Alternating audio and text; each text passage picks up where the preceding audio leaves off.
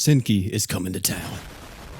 Which means it's time for the classic, the good old should you summon. And not only are we going to be talking about Senki, we'll also be discussing the Halloween equipped summon as well. Let's talk about Senki first before we discuss her and her banner mates. Senki, or also known as Hazuki, is a brand new attacker in the game. Seen in some of the promotions that they are calling her a support character of some kind, which is, I guess, to an extent, somewhat true. But I would much rather prefer the term sub-attacker, or a mixed attacker, you know. But Senki has a lot going for her. She has a skill that's able to increase the damage to enemies by 20%. She has an art that's able to buff up physical damage for everybody on the team. We have a true art that activates third eye. Of course, she is a ninja, so she does actually have third eye. When you activate your true art, you go into it. If all of your allies are above 90% HP though, you go into true third eye instead. We'll talk about what that does in just a second. But once you're in third eye, the next time you activate your true art, you would deal 55,000% damage, and you're going to buff up everybody's arts damage by 130% and reduce all allies damage taken by 30% for 30 seconds as well. Then you have your super art, which is 120,000% modifier, kind of on the lower end, but it gives all allies an accuracy buff and also reduce the enemy's light res by 100%, which is insanely good. Since I mentioned before, she does have a third eye, and when she goes into it, she will gain various bonuses.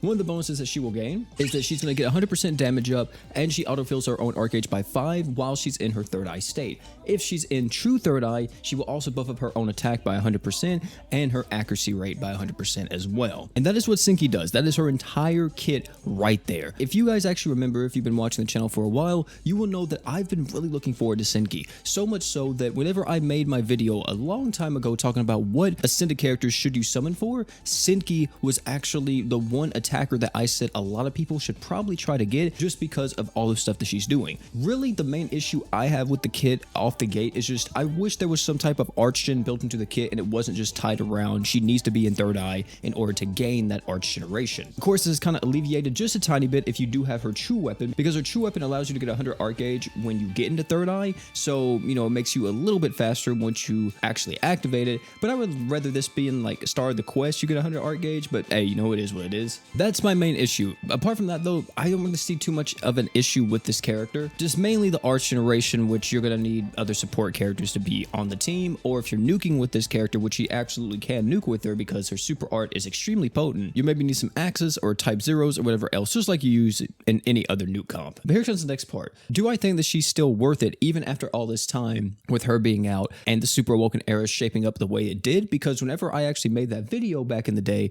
talking about you should maybe summon for Senki, the Fate crossover wasn't even out completely yet, and Hell's Paradise wasn't here, and a bunch of other characters that got released on JP weren't even in the game. So here's what I'll tell you about Senki, at least at the current state, before we talk about the entire banner. Senki is still a phenomenal unit, and based off of just buffs and kit alone, she's going to be doing a lot for any team that you put her on, especially if you already have good support characters like a Haruto or a War God Finn or a Haruto and Ilya or whatever else. She's going to be able to just benefit all of them so freaking much because she's providing so much to the team, and she's not only bringing damage. One thing that I really do appreciate is attackers that do more than one thing, and they're not just there for damage. The fact that she's providing a damage mitigation, a damage buff, along with a light resist down and everything else, just really solidifies how good this character will be in so many situations, and will be utilized not only just for the DPS, but also for the damage buffing potential, which makes it to where even to this day, I still rate Senki even higher than a lot of the other damage dealers we got that are a little bit more selfish. But is she a necessity? I don't think so. And that leads into my next point, this banner and what's happening on global. This banner is atrocious. You have Genzo, Tamame, Sakura Mira, and Sunny. A lot of these characters are extremely old, like all of them are extremely old. Sunny is literally from the first anniversary. So a lot of outdated stuff here with the Senki banner, which is extremely unfortunate. Not only is this banner outdated, also what is happening on global really makes it hard to say that you should maybe summon for Senki. Senki on JP released before Star God Lisa, but after Sword Demon Berwick. Sword Demon Berwick is the next character to probably come out onto Grand Summoners Global, or at least the next GS specific character if I would have to guess. And then after Sword Demon Berwick, it will eventually be Star God Lisa. However, not only do we have to worry about this timeline, we also have to factor in that Tensura will be coming back eventually. At some point, they're going to squeeze Tensura in, and I would assume they would be doing that sooner rather than later. Which means if you're looking forward to characters like Sword Demon Berwick, like Star God Lisa, or Demon Lord Rimuru, then it's going to be hard for you to try to summon for Senki at this current point and be happy with the results. Because there's no way that if you summon for Sinki, and let's say worst case scenario you have to pity Sinki, you will have enough crystals to pity Sword Demon Berwick or Star God Lisa or, you know, the Tensura crossover. You just won't. And this is mainly going towards the veteran players more so than the new players, but I'm not even at the verdict yet. I'm just spitballing here and telling you exactly my thought process with everything before I tell you my verdict. Overall, Sinki got really hoed. She's a fantastic character with a terrible banner and an even worse release schedule. If you are brand new to the game, I would always just do one multi on it, because if you get lucky and you get Sinki, she's gonna be an invaluable attacker to you for months to come, even years at this point, because of how much she's offering for you. If you're a little bit of an older player, here's what I'll tell you about this banner. I personally believe that you do a multi, especially if you really want to try to get Sinki and you really enjoy this character. But if you don't really care too much about her, then A, don't summon. You can skip it and you'll be perfectly fine. And the reason why you'll be perfectly fine is because we all know, especially if you've been around for a while, that sagas like the Ninja Saga, Cross the Blaze, all of that will eventually come back, and whenever they come back, they usually feature all of the saga characters on one banner, or the banner is vastly improved from the previous banners that they were actually on. Which means that if you want to, you can wait till that banner comes around, and that one will be a whole lot better than what we have currently.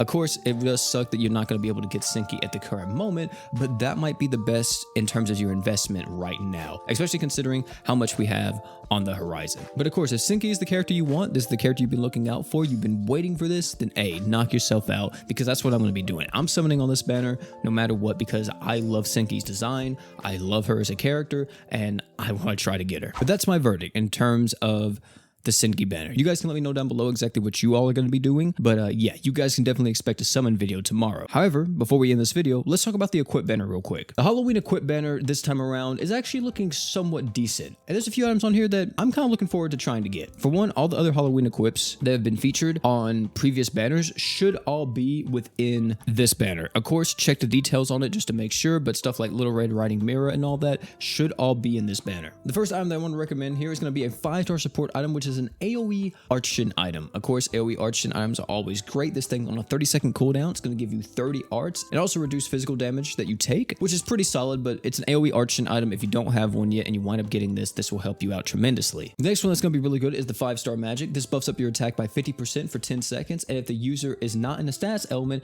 you will also gain 50 art gauge. That's pretty solid as a magic item. And then one thing that is actually pretty okay for all of my Gray lovers out there and future J lovers is going to be the Magical Muscles Valerie. This thing is going to give you 60% physical damage, and it increases water units damage by 40%, so 100% damage buff for a water character that's able to utilize this, which Gray and J are definitely going to be two characters that will love this equip. And those are pretty much the only equips that I'm personally looking out for. Of course, like I said before, all the other Halloween equips should be in this banner, but always check the details to make sure if you're looking out for anything specific in that department. But ladies and gentlemen, that's going to be it for this video. Thank you all for coming out. If you enjoyed this video, I highly recommend check out either one of the videos popping on the screen right now. Great content, guarantee you'll love them. Tomorrow, like I said, we're going to be summoning for Sinki and hoping to walk away with at least something. We may even do a summon on the King's banner too, just to see what happens. But hey, thank you all once again for coming out. And last but not least, don't forget to drink water.